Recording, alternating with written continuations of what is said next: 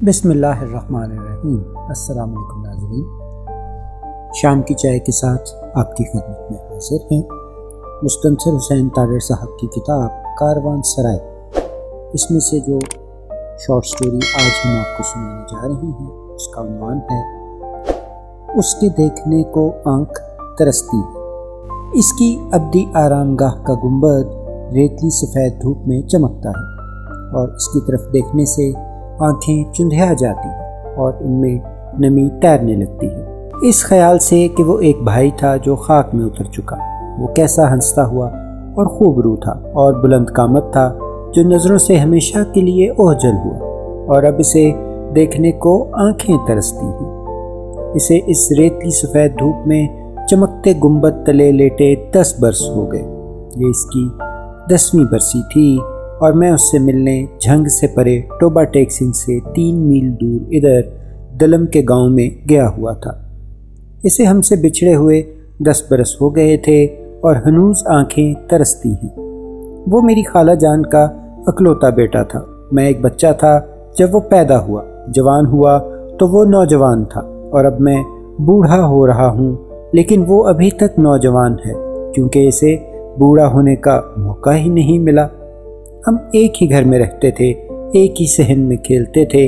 اب پچھلے 10 برس سے اس نے ریت سے چمکتی دھوپ کے علاقوں میں اپنا گھر بنایا ہے اور مجھے اس کے پاس جانا پڑتا ہے۔ سبھی بھائی ڈیشنگ اور خوش شکل اور ہنسمکھ ہوتے ہیں، لیکن میرا بھائی سچ مچ ایسا تھا۔ جب وہ فوج میں گیا تو سب لوگوں کو بے حد حیرت ہوئی۔ ساجد تو بے حد نرم و نازک اور لاڈلا لڑکا ہے، اکلوتا بیٹا ہے، فوج کی دشوار زندگی سے کیوں کر راس آئے گی؟ یہ تو سیڑھیوں میں روشنی نہ ہو تو نیچے گلی میں کھڑا رہتا ہے کیونکہ اسے اندھیرے سے خوف آتا ہے۔ لیکن ساجد فوج میں اس طرح گیا جیسے یہ اس کا اصلی خاندان ہو جس سے وہ بچھڑ گیا تھا۔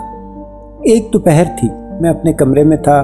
ساجد داخل ہوا، خاکی رنگ کی اکڑی ہوئی وردی میں ملبوس اور اپنے بھاری بوٹوں سے فرش کو لرزاتا ہوا آتے ہی صوفے پر گرا اور کہنے لگا، اوہو بھائی جان، آج تو بس کام ہونے لگا تھا۔ میں نے پوچھا، کون سا کام؟ وہ ہنسا اور پھر بھرپور خوبصورتی سے ہنسا اور کہنے لگا، بس میں تو مرنے لگا تھا۔ میں نے کہا، بکواس نہ کرو اور بات بتاؤ۔ کہنے لگا، آج میں اپنی یونٹ کے ہمراہ جنگی مشقوں پر تھا۔ اس دوران میں نے ایک ہینڈ گرنیڈ نکالا اور اس کی پن کھینچی اور اپنے سے دور دشمن کی جانب پھینک دیا۔ گرنیڈ کے پھینکتے ہی تمام لوگ زمین پر لیٹ گئے۔ یہاں تک پہنچ کر وہ پھر ہنسنے لگا اور اتنا ہنسا کہ اس کی آنکھوں میں پانی آ گیا۔ اس کے بعد بھائی جان ہم لیٹے ہوئے ہیں اور گرنیڈ پھٹنے کا انتظار کر رہے ہیں، اور وہ کمبخت پھٹ ہی نہیں رہا۔ چند لمحوں کے انتظار کے بعد میں اٹھا اور گرنیڈ کی جانب جانے لگا۔ تم؟ میں یکدم پریشان ہو گیا۔ انتہائی احمق ہو، بے وقوف، بھئی بہت ہی گدھے ہو۔ بہرحال میں گرنیڈ کی جانب جانے لگا۔ کسی اور کو بھیج دیتے۔ نہیں بھائی جان، وہ سنجیدہ ہو گیا۔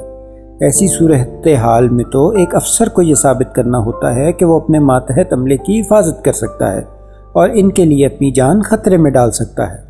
اور بہرحال گرنیڈ کی طرف چلنے لگا، اور پتہ ہے کیا ہوا بھائی جان؟ جو ہی میں قریب جا کر اس پر جھکا یہ دیکھنے کے لیے کہ یہ پھٹا کیوں نہیں، تو وہ کمبخت دھواں دینے لگا۔ اچھا، میرا منہ کھل گیا۔ گرنیڈ دھواں کیوں دینے لگا؟ اس لیے کہ اسے اگلے 5 سیکنڈ میں وہ پھٹنے والا تھا اور میں اس پر جھکا ہوا تھا۔ پھر کیا ہوا؟ بس میں نے اندھا دھند ایک طرف چھلانگ لگا دی اور خوش قسمتی سے ایک گڑھے میں جا گرا، اور اسی لمحے گرنیڈ پھٹ گیا اور میں محفوظ رہا۔ میں نے دیکھا کہ اس کا چہرہ بالکل نارمل تھا۔ وہ موت سے اس قریبی معانقے پر خوفزدہ نہیں تھا، بلکہ یہ قصہ سناتے ہوئے وہ بے حد خوش نظر آ رہا تھا۔ خالہ جان کو مت بتانا، میں نے اس کے چوڑے کندھے پر ہاتھ رکھ کر کہا۔ بی بی جان کو؟ اکلوتا بیٹا ہونے کی یہی تو مصیبت ہوتی ہے کہ نہ کرو وہ نہ کرو، اور ذرا کہیں کچھ گڑبڑ ہو جائے تو نفل پڑھنے لگتی ہیں، نظر نیاز دینے لگتی ہیں۔ نہیں بھائی جان، ان کو تو میں کچھ نہیں بتاتا، یہ بھی نہیں بتاؤں گا۔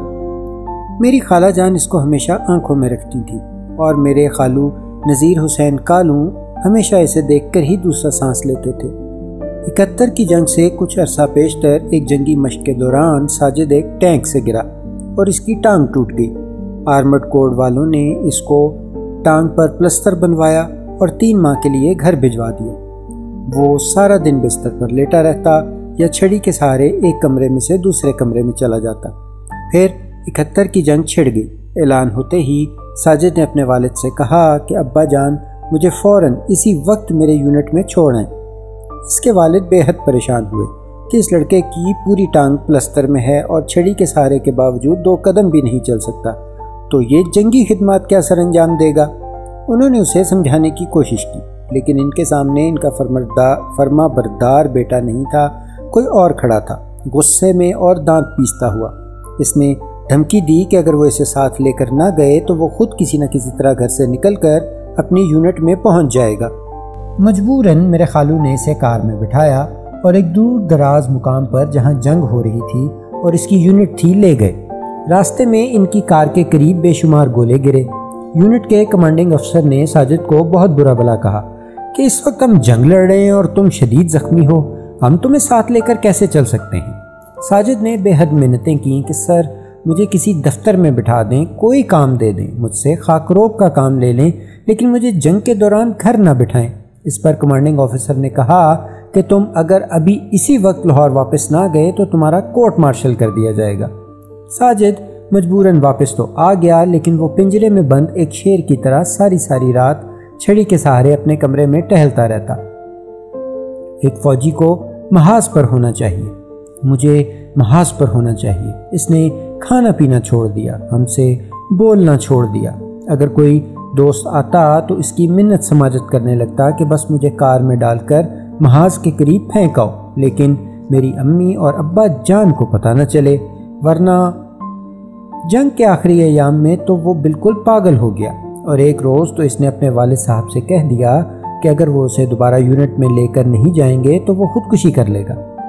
اگلے روز جنگ ختم ہو گئی۔ اس دوران کیپٹن ساجد آرمی ایویشن میں چلا گیا اور فلائنگ کی اعلیٰ تربیت حاصل کرنے کے بعد ہیلی کاپٹر اور جہاز اڑانے لگا۔ اب وہ کیپٹن پائلٹ ساجد نذیر تھا۔ شاید آسمانوں کا رزق تھا، اس لیے آسمانوں کی طرف اڑا۔ آنکھیں اب بھی ترستی ہیں اسے دیکھنے کو۔ اس کی پوسٹنگ کوئٹہ میں ہو گئی اور وہ پتہ نہیں کیوں وہاں نہیں جانا چاہتا تھا۔ اس نے چھٹی لے لی، سارا دن میرے ساتھ دکان پر بیٹھا ادھر ادھر فون کرتا رہتا اور ہر ایک سے یہی کہتا کوئٹہ بہت اچھا اسٹیشن ہے، لیکن پتہ نہیں کیوں میں نہیں جانا چاہتا، سر کچھ کریں۔ مجھے بھی یہی کہتا کہ بھائی جان کچھ کریں، اور میں ہمیشہ سوچتا کہ اسے کیا ہو گیا ہے، یہ کوئٹہ کیوں نہیں جانا چاہتا۔ اسے اندر سے معلوم تھا کہ وہ کیوں نہیں جانا چاہتا تھا۔ میں خانہ بدوش تھا اور یورپ میں تھا۔ کوئٹہ ایئرپورٹ پر اس کا جہاز اڑان کرتے ہی نیچے آیا اور زمین پر کریش کر گیا۔ ایمبولنس اس تک پہنچی تو وہ جہاز میں جل رہا تھا۔ اسے باہر نکالا گیا۔ میں ٹھیک ہوں، اس نے سہارا دینے والے ہاتھ جھٹک دیے۔ خود جیپ تک چل کر گیا، خود ہی اسے ڈرائیو کرتا ہوا فوجی ہاسپٹل پہنچا۔ اس وقت بھی اس کی وردی، اس کا جسم سلگ رہا تھا۔ 3 روز بعد اسے چمکتی دھوپ اور ریتلے علاقوں کے ایک ویران قبرستان میں دفن کر دیا گیا۔ اس کی قبر پر پھول پڑے رہتے ہیں اور سبز چادر بچھی رہتی ہے۔ نزدیک ہی ایک ڈسپنسری ہے جو سڑک کے کنارے تعمیر کی گئی ہے اور اسے ساجد نذیر شہید ڈسپنسری کا نام دیا گیا ہے۔ اس کے دیکھنے کو اب بھی آنکھیں ترستی ہیں، اگرچہ 10 برس ہو گئے۔ کسی فنکشن میں میجر سولت رضا سے ملاقات ہوئی جو ادیب برادری سے تعلق رکھتے ہیں۔ سر آپ سے 2 تعلق ہیں، ایک ادب کا اور دوسرا یہ کہ آپ کیپٹن ساجد نذیر کے بھائی ہیں۔ میں نے حیران ہو کر پوچھا، کیا آپ اسے جانتے ہیں؟ وہ مجھ سے سینئر تھے، سولت رضا نے کہا۔ وہ صحرا کی رات تھی اور چاندنی رات تھی۔ میں نے اپنے کمرے سے جھانک کر باہر دیکھا تو ساجد صاحب لان میں آرام کرسی پر بیٹھے تھے۔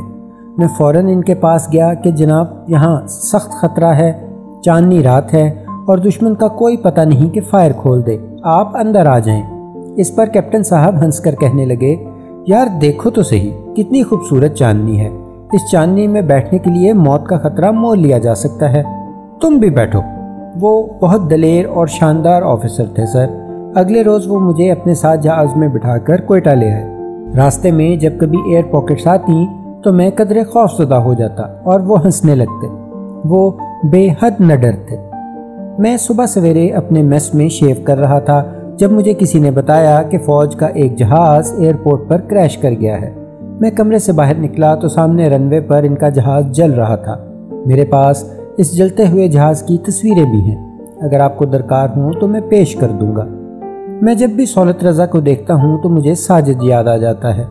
पता नहीं इसके पास इस जहाज़ की तस्वीरें अब तक हैं या नहीं। 10 बरस हो रहे हैं और 10 बरस एक तवील वक्फ़ा होता है। इसके बावजूद इसके देखने को आँखें तरसती हैं। ईद के रोज़ नमाज के लिए जाते हुए इसके सफ़ेद सफ़ेद पाँव याद आते हैं जो इसकी चप्पल में से झांकते थे, और वो उसे घसीटता हुआ सर पर गोल सफ़ेद टोपी को जमाता हुआ हमारे साथ भागा चला जाता था, और सजदा करते हुए हमेशा इसकी टोपी गिर जाती थी। कैसा जवान था, कितना खूबरू था, इतना खूबसूरत था हमारा भाई, और खाक हुआ और 10 बरस हो गए। मैं हमेशा एहतियात करता हूँ कि अपने कॉलम में अपने दोस्तों और अजीज़ों का तज़किरा न करूँ, लेकिन कैप्टन साजिद नज़ीर शहीद सिर्फ़ मेरा अजीज़ ही तो नहीं था, वो इस मुल्क का भी अजीज़ था। अगर आज मैं उसे याद करता हूँ तो ये मुल्क भी उसे याद करता है। चक नंबर 325 जीम बे के कब्रिस्तान में इसकी अब्दी आरामगाह का गुंबद रेतली सफ़ेद धूप में चमकता है, और इसकी तरफ देखने से आंखें चुंधियाती हैं और इनमें नमी तैरने लगती है, इस ख्याल से कि वो एक भाई था जो खाक में उतर गया और इसे गए हुए 10 बरस हो गए, और अब भी इसके देखने को आंखें तरसती हैं। बहुत शुक्रिया सामीन, मिलते हैं एक और कहानी के साथ। अपना बहुत सा ख्याल रखिए। चैनल को लाइक कीजिए, सब्सक्राइब कीजिए और शेयर भी कीजिए। अल्लाह हाफ़िज़।